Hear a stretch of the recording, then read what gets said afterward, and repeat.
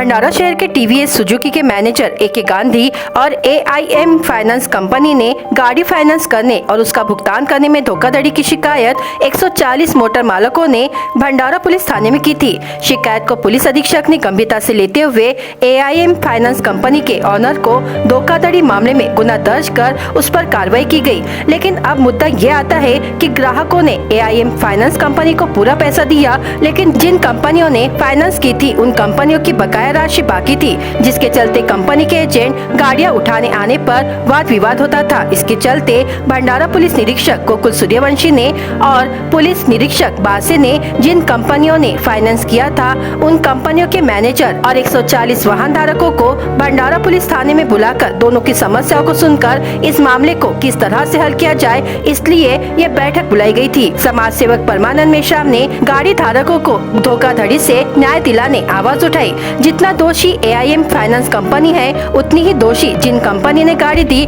वह है, उन पर भी गुना दर्ज करने की बात कही गई। 7 महीने पहले 7 से 8 महीने पहले भंडारा में जितनी भी यहाँ 2 व्हीलर की एजेंसियां हैं, उन्होंने एक ऑफर दिया था कि कुछ पैसे आपके बचेंगे, उसमें से आप आइए। कम से कम 3 से 4 हजार ग्राहक वहां पर गए। वहाँ एक एम सोल्यूशन करके एक कंपनी थी जो फ्रॉड थी। उस कंपनी को यहाँ के शोरूम के मालिकों ने अपने कैबिन में जगह दी। वो एम सोल्यूशन का जो आदमी फ्रॉड था, वो इंसान ने हमारे ग्राहक से 6 से 7 महीने के पैसे पहले जमा कर दिए, 7,000, 17,000, 80,000।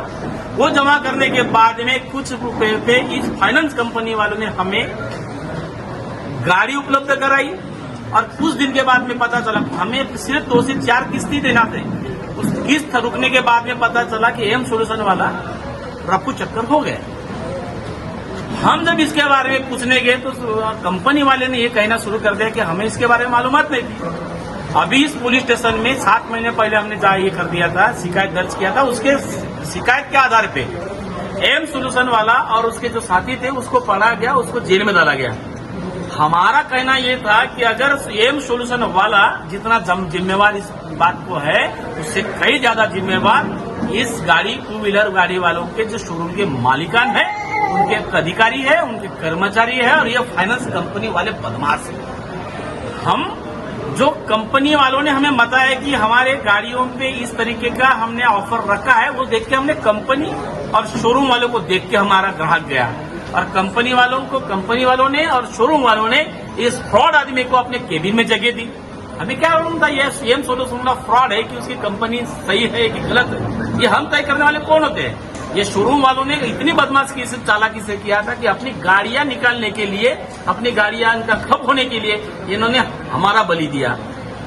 इसकी शिकायत हमने की, वो जेल में गए। इस पे ये रुकने वाला तो था नहीं। हमने ये कहा कि भाई हमने जो एम सोल्यूशन वाले को पैसे दिए वो और हमारी जो किस्त गई आपके पास में, वो मिलाकर जितनी रकम होती है आपके पास में हमने जमा किए। हमारे उसके बाद में भी हमारे तरफ में अगर कुछ पैसा आपका बनता है, हम आपको देने को तैयार है। लेकिन एम सोल्यूशन वाले को देने के बाद, कंपनी वाले की किस्त देने के बाद जो पैसा ज्यादा का हुआ है, ऑफर से भी ज्यादा, वो हमें दिया जाए। एक हमारा एक रवि करके लड़का है, रवि सेंडे, 1,20,000 की उसकी बाइक है, उसने 1,40,000 उसको दे दिया है।